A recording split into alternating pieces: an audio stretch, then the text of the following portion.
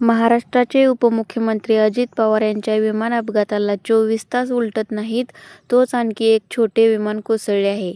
या अपघातात 15 जणांचा मृत्यू झाला आहे. ही हृदयद्रावक घटना ईशान्य कोलंबियामध्ये घडली, जिथे एक छोटे प्रवासी विमान कोसळले आणि त्यातील सर्व 15 प्रवाशांचा मृत्यू झाला. मिळालेल्या माहितीनुसार HK4709 क्रमांकाचे हे विमान स्थानिक वेळेनुसार सकाळी 11:42 कुक्टा शहराकडे निघाले होते. विमानाला ओकाना येथे पोहोचायचे होते, जे एक डोंगराळ शहर आहे. सुमारे 40 मिनिटांचा हा प्रवास होता. हा अपघात कोलंबियाच्या एका प्रांतातील ग्रामीण भागात झाला. हे विमान सरकारी एअरलाइन सटेना द्वारे चालवले जात होते.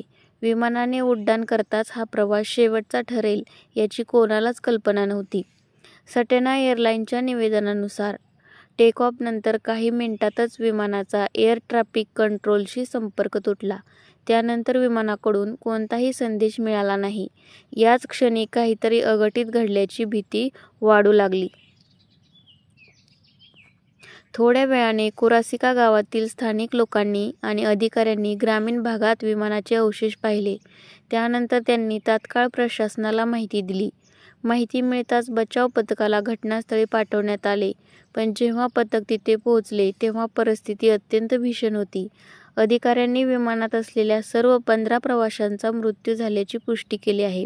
यामध्ये 13 प्रवासी आणि 2 क्रू सदस्यांचा समावेश होता. बचाव पथकाला कोणीही जिवंत आढळले नाही.